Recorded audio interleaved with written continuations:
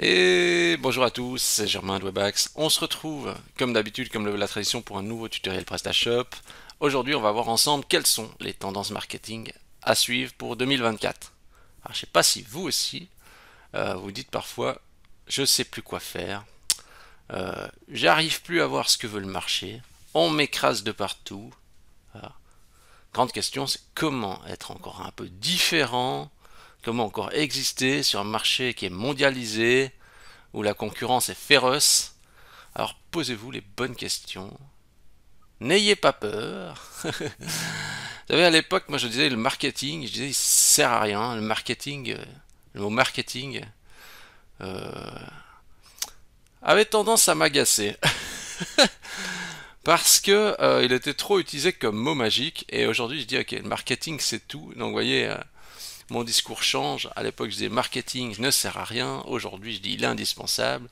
Peut-être aussi parce que, voilà, je vais encadrer ce mot quand même. Le mot marketing, il vaut son pesant d'or lorsque il est bien exécuté. Parce que trop souvent on dit marketing, on met marketing sur tout, alors qu'en fait finalement de ce qui marche vraiment, il y a certaines petites choses ou certaines choses qui fonctionnent vraiment, puis il y a beaucoup de choses aussi autour, on dit marketing, mais c'est une grosse inertie, quoi, c'est ça. Euh, Et d'ailleurs, l'autre jour, je me suis dit, parce que vous voyez, notamment sur YouTube, vous voyez, YouTube, on peut considérer aussi comme un levier de visibilité, donc un levier marketing. Je me dis, ah, mon ratio baisse, etc. Oh là là là là, qu'est-ce qu'il faut que je fasse? Il faut que je ratisse plus large, plus de gens, etc. Je vais me diversifier sur des canaux, etc. Et en fait, vous voyez, c'est des genres de choses, c'est des comportements où en fait, ce sont des fausses inquiétudes. Finalement, au bout d'un moment, à quoi ça sert de ratisser plus large? C'est mieux de ratisser en qualité plutôt que toujours plus. Et en fait, souvent, on est dans une optique de toujours plus, toujours plus, toujours plus, toujours plus, alors qu'en fait, finalement, il faudrait juste attraper les bons potentiels clients. Donc, même si votre visibilité se réduit, tant que vous ciblez toujours la bonne audience et le bon profil, pas besoin forcément de ratisser encore plus de visiteurs, encore plus de trafic, etc. Vous voyez ce que je veux dire? Donc peut-être moins, mais la qualité, c'est peut-être aussi une vision pour le futur.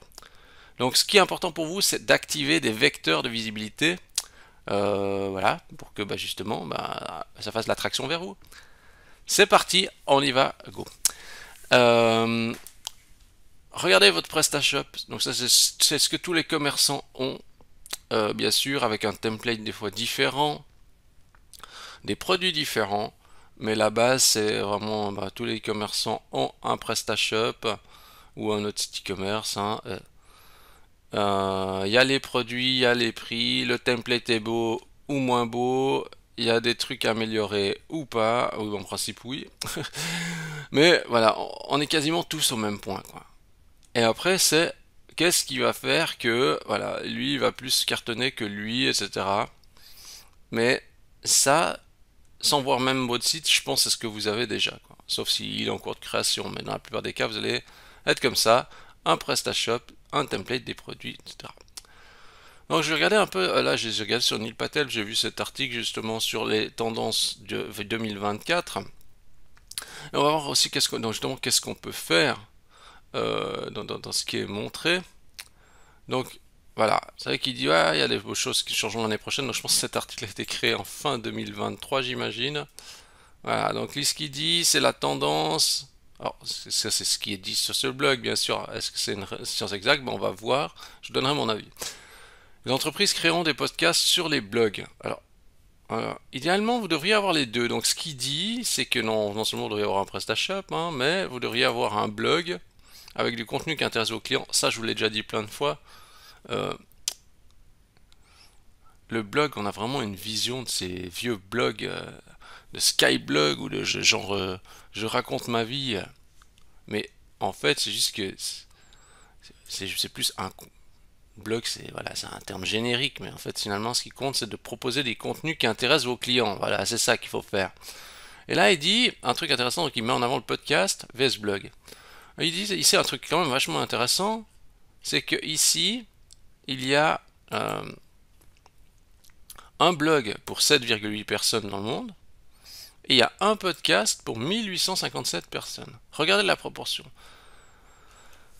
Donc ça veut dire que finalement, l'offre est beaucoup plus rare dans le domaine du podcast, alors qu'il y a tout à fait une audience disponible. Euh, alors c'est vrai que ça fait un peu bizarre, se dire, mais oui, mais du podcast, qu'est-ce que tu veux que j'aille faire dans du podcast, quoi? Je comprends. Je comprends que ça puisse surprendre. Mais il y a une chose qu'il faut se mettre en tête aussi, c'est que tout le monde a les mêmes stratégies.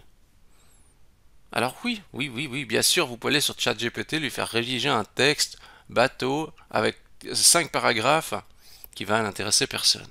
Oui, oui, vous pouvez faire ça. Mais c'est pas ce que vous pensez que le marché veut vraiment ça. Le marché veut quelque chose de différent.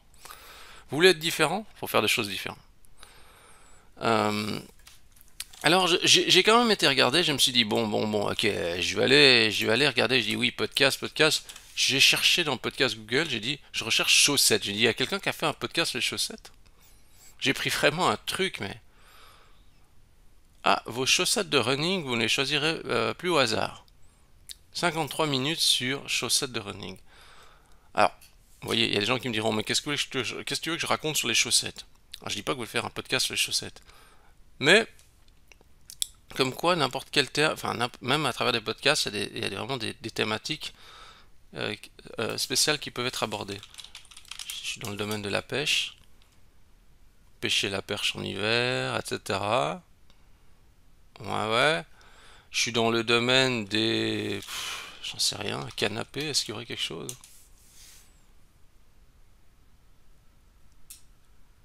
Réflexion sur canapé, ah ouais. Peut-être c'est plus l'aménagement.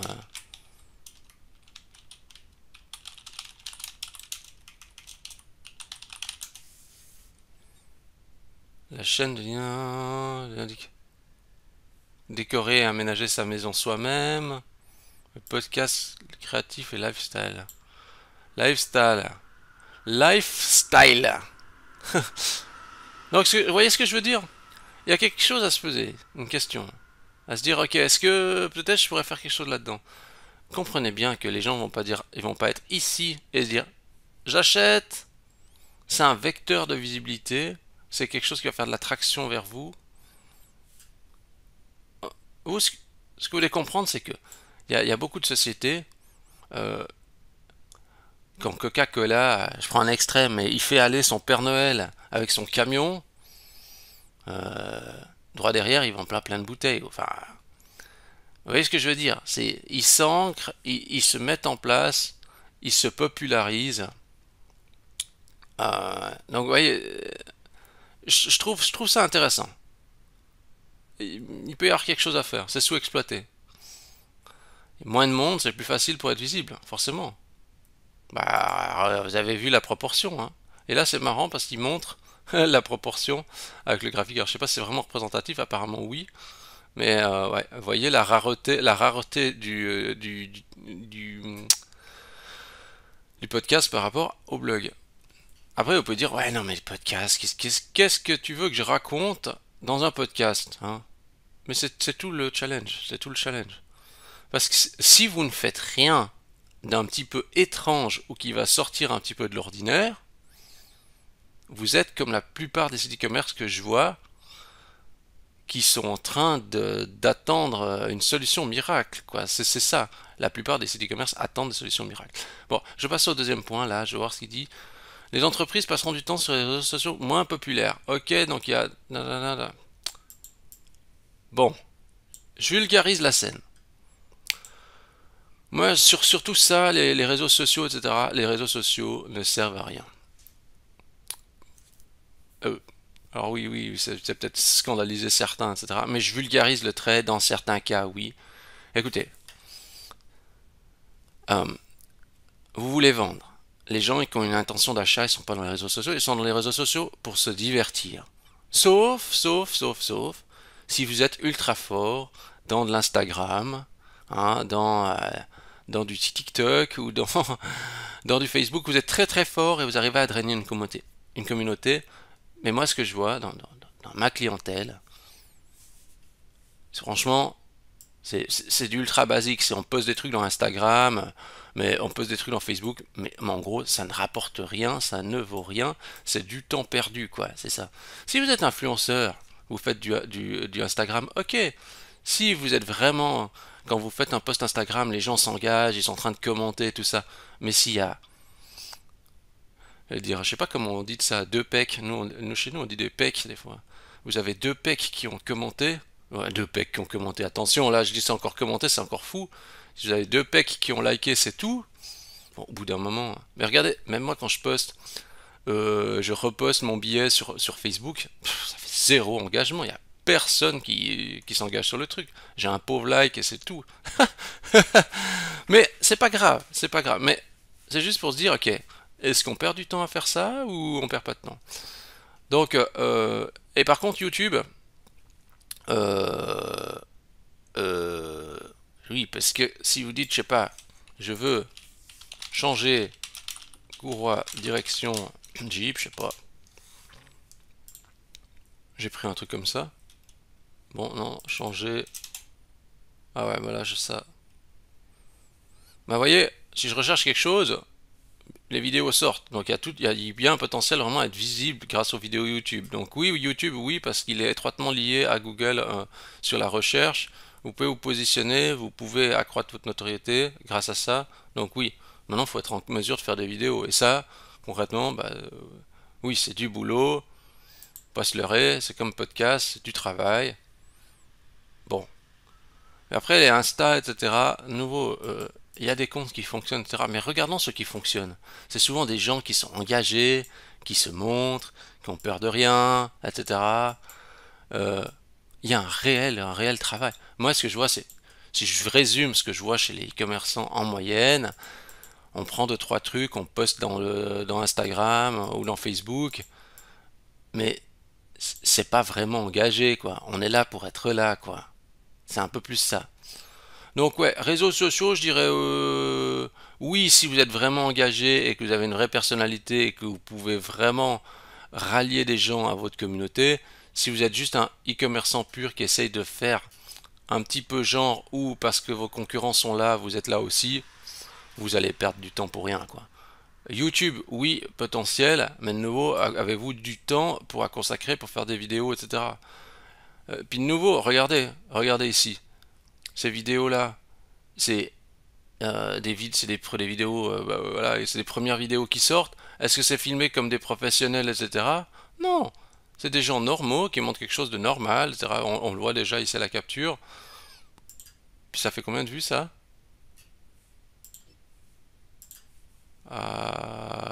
950 vues. Bah, il a fait 950 vues et il sort en premier en plus.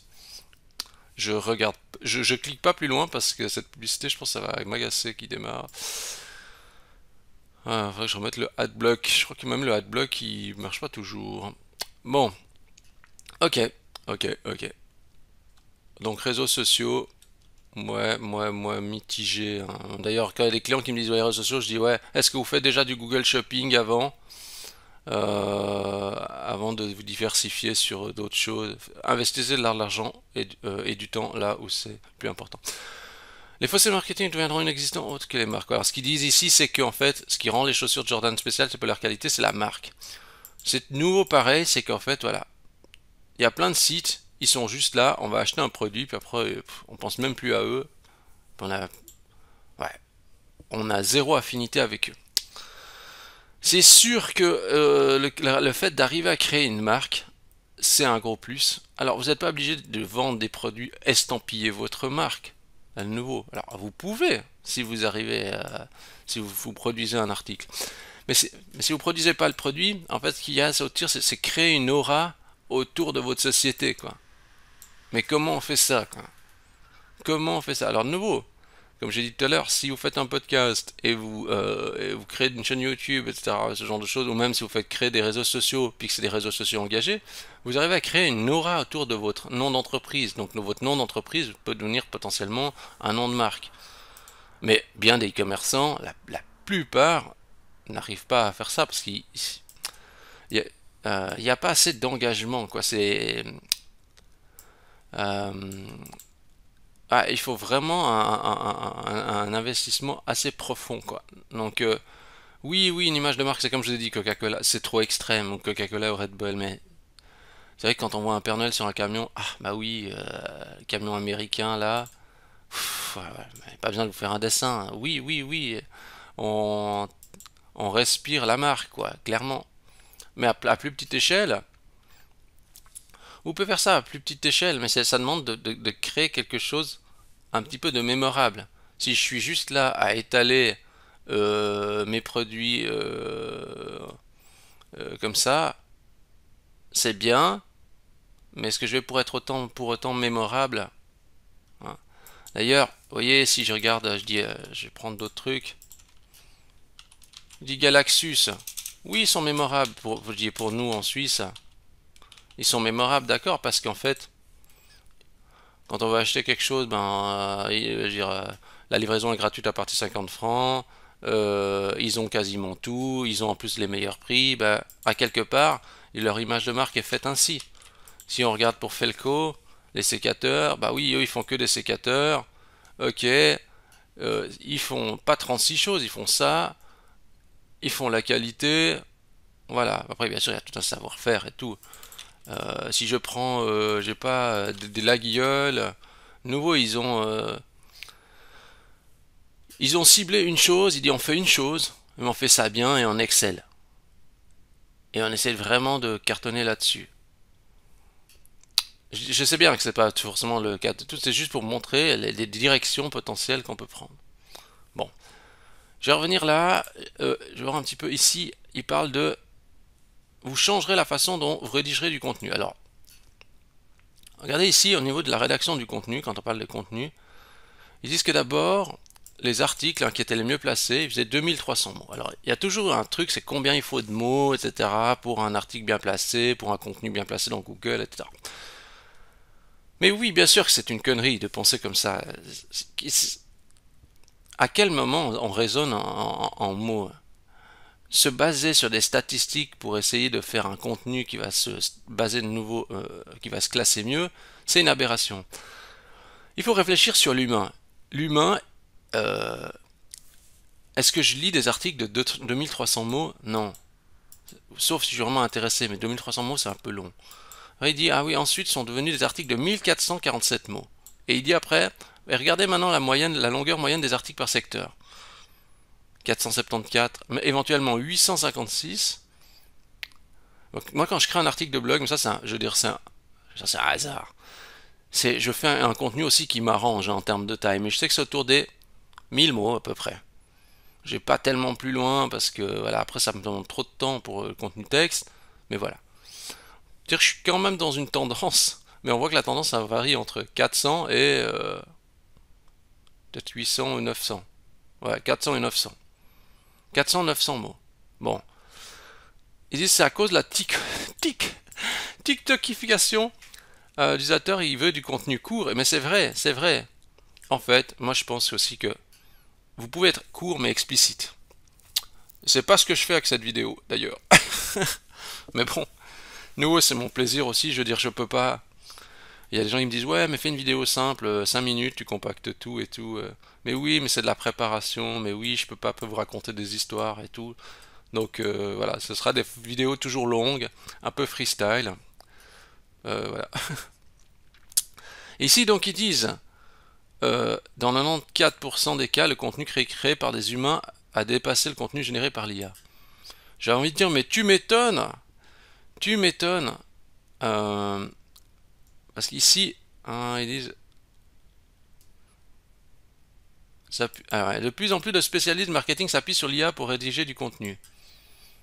Alors du coup, le contenu, créé que par des humains, il se réduit. Là aussi, vous voyez une opportunité. Arrêtez d'utiliser ChatGPT, tous ces outils. Ils ont des modèles de fonctionnement qui sont redondants.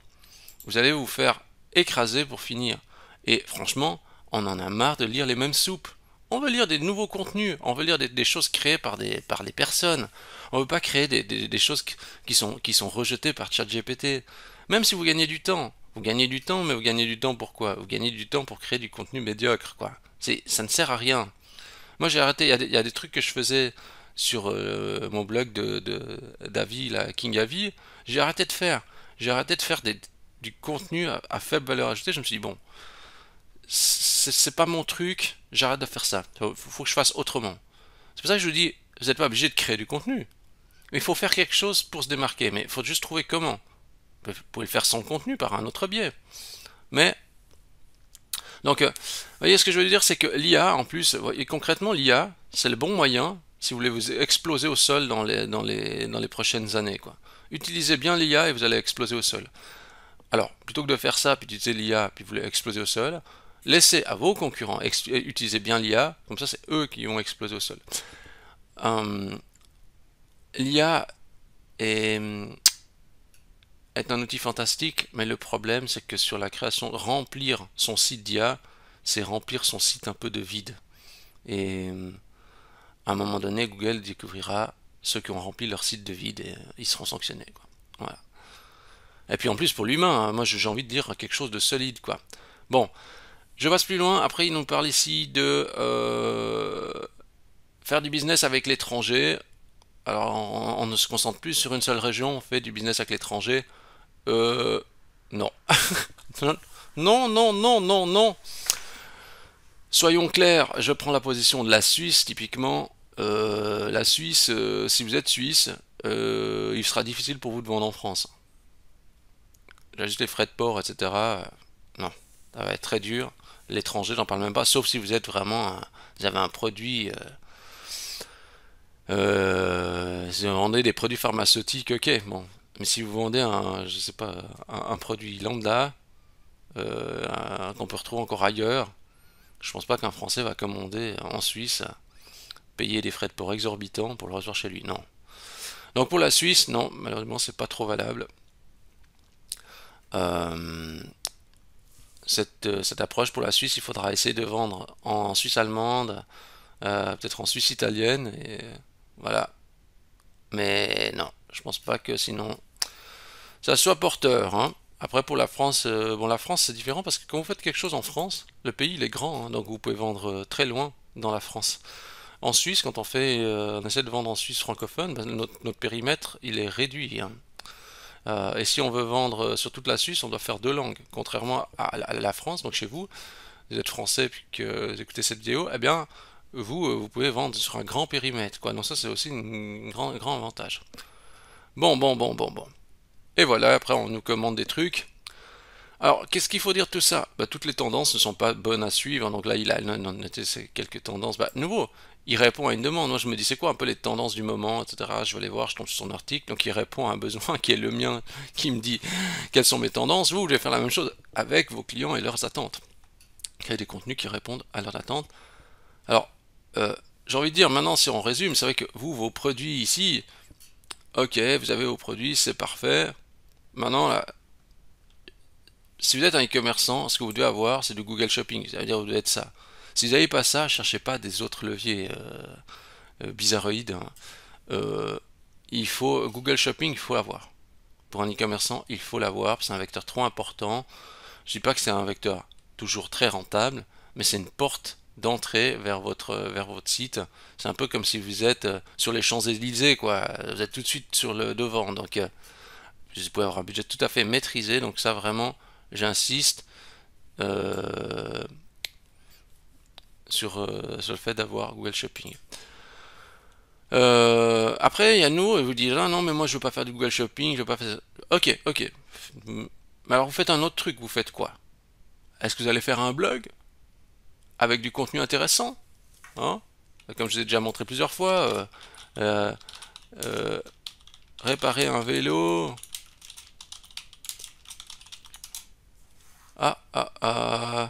Réparer. Ah, vous allez faire comme Jumbo? Ou comme peut-être Decathlon? Ah, est-ce que vous allez faire des contenus comme ça? Eux, ils le font. Vous avez le choix de pas le faire, mais eux, ils le font. Si c'est votre truc, vous êtes dans le domaine des vélos. Donc, ah non, vous voulez pas faire ça. Bon, est-ce que vous voulez faire des vidéos? Ah, ça vous gêne peut-être. Ah bon, bah. Est-ce que vous voulez peut-être faire des events? Organiser des events? Ah ouais, c'est vrai que c'est un peu fatigant, hein, c'est dans le monde réel. Mais, des events, vous pourriez faire. Des petits events et tout, dans le monde réel, hein. Vous pouvez en faire. vendez des pièces détachées pour voiture, vous faites un petit event, c'est des pièces compatibles toutes marques, j'en sais rien, des tapis qu'on peut mettre à l'intérieur, des trucs pour les sièges et tout ça. Faites un petit truc comme ça une journée, faites venir des gens, discutez un peu avec eux, faites des petits events. Il faut faire des choses, sinon il se passe rien. Et je vais vous montrer aussi un autre truc. Je vais vous dire vrai, j'avais enlevé cette vidéo, cette restitution-là, j'avais enlevé ça de mes... je m'étais dit, ouais, non, ça va peut-être pas les intéresser. Bon, j'enlève, je supprime cette idée. Je vais quand même vous la montrer, j'avais supprimé. J'ai vu ça, c'est un sex shop à Q.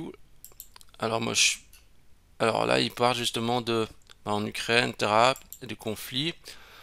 Et en fait, cette femme, elle s'est dit, bon, bah moi, je crois que je vais faire un sex shop du coup.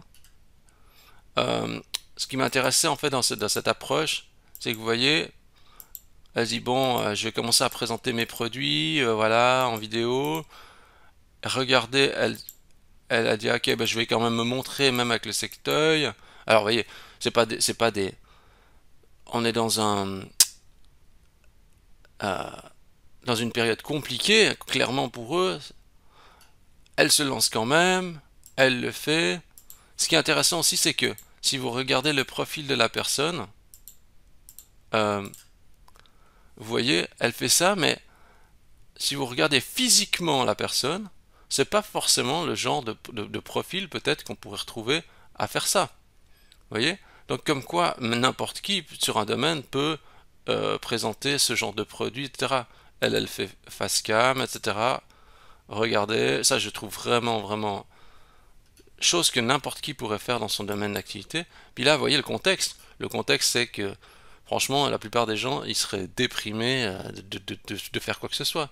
Et là, les gens, ils disent, ok, non, vas-y, je le fais, je vais me montrer, je vais prendre des produits, je vais le faire, je vais me montrer en caméra, ok. Ah, euh, et je vais même aussi organiser des soirées où je vais présenter ça, je vais expliquer à des gens qu'est-ce que mon modèle, mon truc, etc. Les possibilités et tout. Regardez quand même, j'ai trouvé intéressant euh, cette approche d'entreprendre et de croire dans ce qu'on est en train de faire en se disant bon ben non, elle aurait pu très bien dire je prends les articles, je mets juste sur le site web et puis voilà. Mais non, je fais des vidéos, je me montre, même si le donc vous voyez quand vous voyez ça, vous dites ok vous aussi vous pouvez le faire. Mais après c'est peut-être pas votre but. Mais j'avais trouvé ça intéressant. Voilà. Donc, qu'est-ce qu'il faut dire de tout ça? Est-ce qu'il n'y a pas vraiment de secret marketing? Il faut fournir une énergie humaine ou financière. Je dois vous dire que de ce que je vois, hein, quand même, vraiment souvent, vous voyez, il y a la plupart des gens, ils sont suspendus à Google Shopping, hein. Si Google Shopping coupe, automatiquement, ils ont presque plus de ventes. Mais essayez de vous poser ces questions-là aussi. Bah, si vous n'avez pas Google Shopping, ça peut être bien de le mettre. Si vous vivez que à travers Google Shopping, puis c'est le seul gros de votre rapporteur d'affaires, posez-vous la question sur comment on peut vous diversifier. Est-ce que vous pouvez faire autre chose? Est-ce que vous pouvez être un peu vous-même dans ce monde où tout le monde est identique et mondialisé? Est-ce que vous pouvez faire quelque chose de différent? Est-ce que vous avez envie de faire quelque chose de différent? Est-ce que ça pourrait être une expérience? Est-ce que vous avez eu des envies peut-être, mais vous n'avez pas osé? C'est le moment d'y aller. 2024 est commencé. 2024 est plein de surprises. Sur ce, je vous dis bonne réflexion à tous. Et la semaine prochaine. Oh là là là là, mais non, pas la semaine prochaine. Avant tout, on recherche Webax dans Google. Regardez comme je suis content. Une petite notation, ça me fait toujours plaisir. Allez, cette fois-ci à la semaine prochaine. Merci à tous.